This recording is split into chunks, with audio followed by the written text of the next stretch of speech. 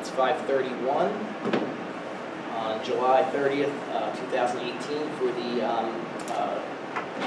Vacant Properties Committee. I'm going to ask everybody to rise for a moment of silence and pledge allegiance.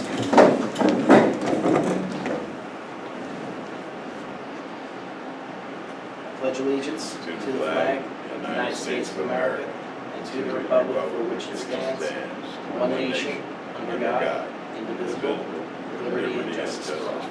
Thank you. At this time, I'm going to open up public comment. I'm going to ask, there's one gentleman here that would like to address the committee. I'll ask that you do limit your comments to 3 minutes, but we're happy to hear from you if you'd like to speak. I'm going to go and speak, just introduce myself. I'm Ryan Dodson. I'm fairly new to town. Actually walking distance of here. Thank you, Mr. Dawson. All right. Is there somebody on this from planning? You're supposed to be. I believe everybody got the notification, right? By now? Correct? Yes. Okay. All right. Okay, so that'll close public comment. All right. So under new business, it's a very short agenda. I am going to ask the RDA to give a brief description of the blight abatement program, so we can, so the public can hear a little bit more about what the program is. Sure. He's just a consultant. Yeah, I just tell you, I wouldn't do that. Yes, a little bit about the blight abatement program. It's something we've implemented very successfully since the beginning of the year. More recently, we've done a lot of work in specifically Bristol Township. Probably own about our 12th property at this point in Bristol Township. So just a little bit about how the process works. The community invites the RDA to the municipality. That's step one. And step two is typically we would enter into a cooperation agreement with that municipality to work on blighted properties. And the municipality, which you guys already have, also forms a blighted property review committee, which we have here today. And then from there, the blighted property review committee would take a look at different properties in the community that will be blighted, considered blighted, for some time. And then conditions report is prepared on that property, presented to the blight committee. Typically the blight committee would go on the property conditions, and then make a determination as to whether or not that property fits the criteria of blight, and that criteria is defined in the Pennsylvania Urban Redevelopment Law, which is also known as Act 385. Assuming that the blight committee agrees with the conditions report, blights the property, they'll vote on that, pass a resolution. That then goes to the planning commission. The planning commission will do a similar review, and then make a recommendation, pass a resolution that the property is in fact blighted. From there, the property owner of record is notified, and that's done by the code enforcement official from the municipality. And within that notification, we give the property owner 30 days to respond with a plan to fix the conditions of blight. To present a plan to the borough that's acceptable to the borough in a time frame. Assuming that they don't respond, they're unresponsive, the letter explains that the property may be condemned. So let's assume that the property owner does not respond. The municipality would then take the blight report. The council supervisors would authorize the authority to move forward with the condemnation of the property, at which point it's forwarded to my board of directors, and at that point my board will pass a resolution, a declaration of taking, which gets filed with the county courthouse, and then there's another notification process for the property owner to inform them that the property was condemned, and we have about 30 days to respond to that. Assuming they don't, then we take the property and then we'll go out and we'll look for, depending on the property, we'll typically look for someone to redevelop the property for a use that's acceptable to the borough. So that's kind of maybe the long-winded version. Okay. That's the process. Yeah, Let me just take a little addition to that. Redevelopment authorities were actually founded many years ago, in 1945. Actually, the federal government established a law that allowed each state to actually have redevelopment authorities. The reason for that was back in 45 and going forward, there was a lot of things happening in communities. Some people didn't take care of their property, the other person did. They would go to the municipality, look, this guy's not taking care of your property. You didn't have any way to do anything, just send a code official out, find that, and it would carry on and on and on. So in 1962, Pennsylvania formed the Bucks County Redevelopment. It's actually the redevelopment started in the county of Bucks.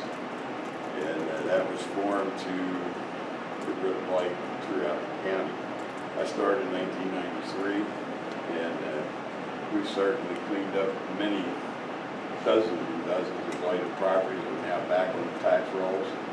And people sometimes look at a redevelopment authority as a negative thing or a positive thing because you're sitting next to this redevelopment authority can come along, and I call it shine a bright light on a problem. That problem then gets some action. As you can see, just a little action you've already taken has brought back the response that we want. We don't really want to take a house. We prefer for the people to fix it up. So basically, like I said, it's an old law, but it's used for the right purpose. It's not like taking houses from people that are in good shape and using it for a parking lot that you hear people talking about. And it's a pretty extensive process. It's not something where somebody just snaps their fingers and it's done. It goes through a lot of levels. There's a lot of work involved with it. It's not, there's a lot of people that it gets in front of before it gets to that point also, which is how it should be. It should be a little tied up, right? Absolutely. All right, well, I appreciate it. Anything else to add? Okay. All right. Mr. Chairman, in case you didn't notice, Steve Ware, our zoning officer, is on vacation this Yep. week, so filling in for him is Chris Bergen, our code enforcement officer, both from Keystone Municipal Services. He's a welcome addition. Okay. All right, so there was some discussion in town amongst people, with me in general in reference to the Park Avenue houses, I believe it's 39, 41, 43, and 45, that burnt down on April 16th of 2017, so well over a year ago. I believe that 2 of them had a plan that went through in front of the zoning hearing board and were approved. The other 2, as of my last update, were not. However, I believe that they're all still in that same condition. I have not been there today. If there was some additional movement today, I'm not aware of it. But Scott, is there, to your knowledge, has there been any significant change to those properties? I'm aware of that. Okay.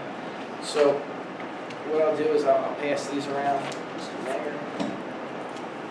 Gentlemen, pass those around. Anything left, you can, the people here are welcome to look at. So this is right from the RDA website. You guys will be proud of your own handiwork. You already know about this. This is what constitutes a blight. What constitutes blight. From what I'm seeing, 1, 2, 3, and 5 probably all apply to these properties. So I don't know that there's much of an argument that they could fit the role of a blighted property. Actually, Go ahead. Mr. Chairman, Please. they only have to meet one. I figured.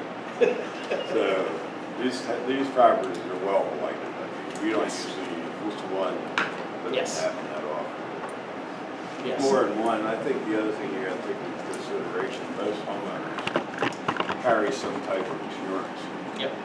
And I would think there was insurance in those buildings maybe. There was not. Well, there wasn't any, I'm just saying, Yep. sometimes to get That's- the money, don't fix it up. I do know that. Yeah. Doesn't 6 also apply, or? Probably. I was being generous. Oh, okay. I bet in some way pretty much most of them could. But I was looking at the ones where there's just no question, it fits right in. So,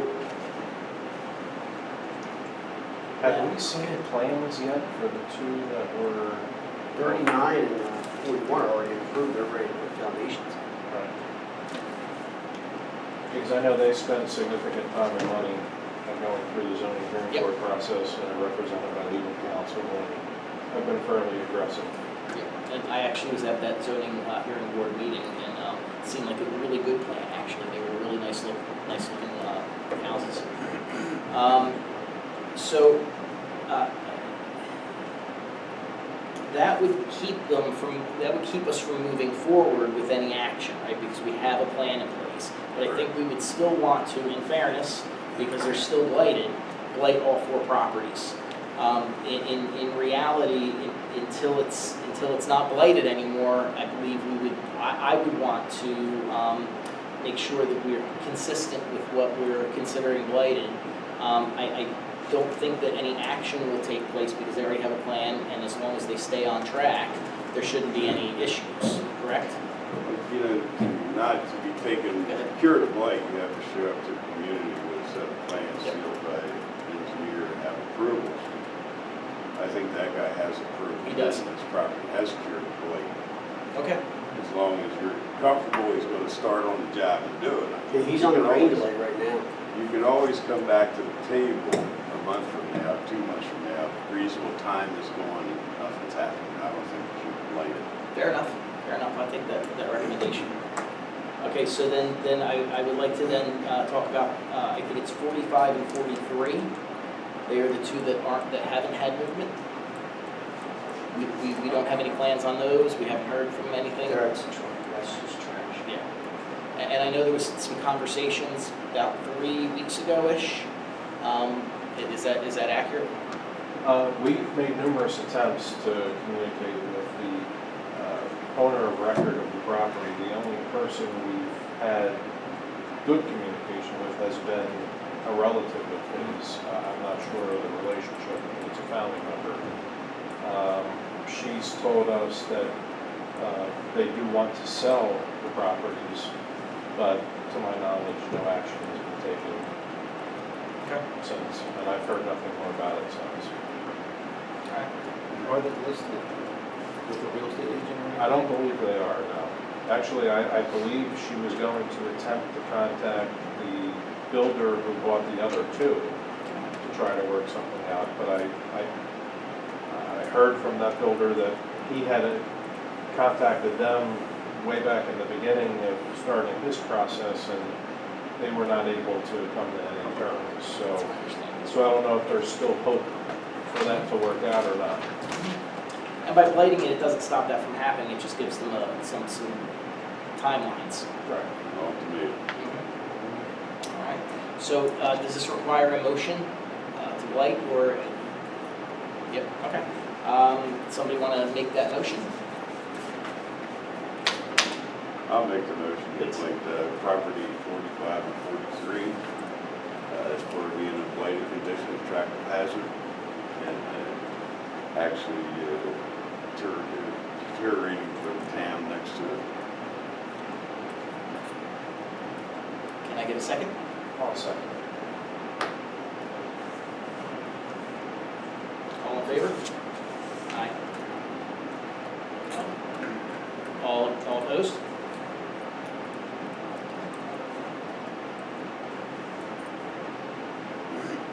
Motion passes. Okay.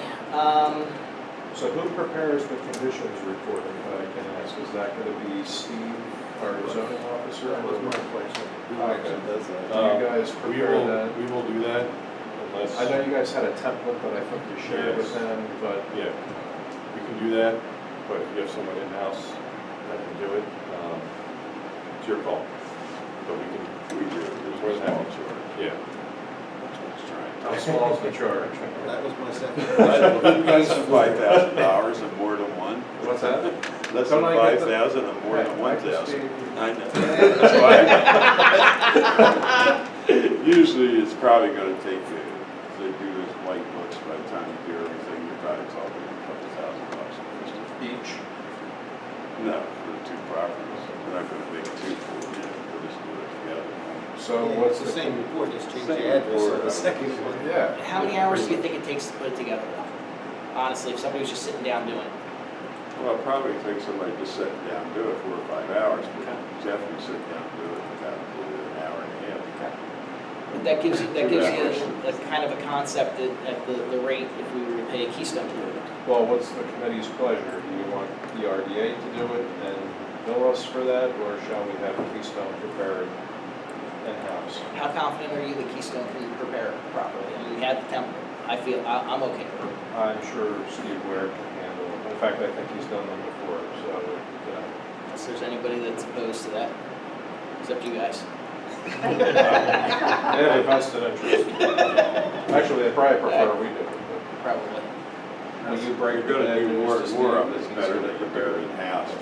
That's what we do. Yes, the more we I want these guys to get used to it too. They do them in-house, Good. and we go through the process. All right. Okay. And then we send a copy to you when it's done, the committee when it's done, and the planning commission when it's done? The planning commission will certify as blighted to the redevelopment authority and the council. The council will have the redevelopment authority acquire the property under the blight law. And all during this period of time, even after you send out the letter, give them 30 days to do something, we have to send another 30-day letter out. We're talking 2 or 3 months down the road, maybe 4, before we actually acquire the property. People have a lot of time to cure the blight. Sure. They That's what we want. rushing this thing through the night till tomorrow. Yep, And that's what we want. hopefully that happens, and Yep. all this proves unnecessary. Absolutely. I would be happy to waste my time today. Is All this right. property up to date on real estate tax? Good question, I don't know. I don't know the answer to that. That would be a sign somebody cares. All right, so that actually covers our next steps, and there's no old business. Anybody have anything else they want to add before we close? You're going to close? I mean, this is what we were here to do. Is the committee going to undertake an effort to come up with an inventory list of properties Yes. beyond these? Yes. Or is that for future discussion? Yes, here's my take, and if somebody feels different, let's talk about it. There's a cost involved. The way Bristol does it, my understanding is, after you get past a couple, there's gonna be possibly some revenue from them. You could then use that revenue for the next one, so it's not coming out of the tax base. So I'm a little, I don't want to jump into 3, 4, 5 of them without having gone through and completed. So I think what I would like to see happen in conjunction with code enforcement, who's out there anyway seeing these properties and getting the complaints on them, if we can get some kind of feedback from code enforcement on what the biggest issues are for people in town, it'll help us prioritize which ones what order we should do them in. You know, it may be helpful for you to realize that we started in Bristol Township, there were 229 vacant homes, blighted vacant, and people just abandoned them. That's a lot. And after less than a year, it was 69. That's awesome. And actually, in the TIG, it will probably end up in that whole process of having to require less than 25 of all the units. And they keep growing, they do it. The key is here is that you shine the bright light on the problem. People know you're going to take action. And it's good. It's good for the neighborhood. We are raising the value of all real estate. And that's kind of what we want here. So I do know there are 2 in particular that have been talked about, one on Union Street, one on Delmar. If we want to talk about the specific addresses, we can. But those 2 in particular seem to be a hot button in the neighborhood. Are they vacant? Both of them are believed to be vacant.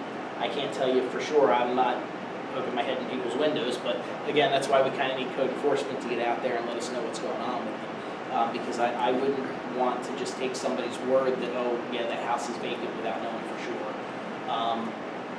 And I'd want the professionals to tell us that. Well, I would hope after this meeting that you're televising that the residents of this community would take the time to call our illustrious manager here and say, Absolutely. look, the house next to me is in shambles. Yep. Rodents, not to mention kids hanging in apples. Yep. That's high praise. Yeah. It is that great. Well, Lord. you gave him a cigar, so there's that. It's a good one, too. Just look at that window. It's not on the door out there. That's Cristo #1. All right. Top of the line. Anything else? Said this was gonna be a quick meeting. Anything from any of our council? No, the process has started. I think we've been talking about it for a long time, so it's something that needs to happen. It's ready to actually move along and that needs to happen. Sir? Just glad to see it happening, and hopefully, like Bob said, once word gets out and you shine the light real bright, people take notice and start taking care of some properties. Yep. All right, motion closed.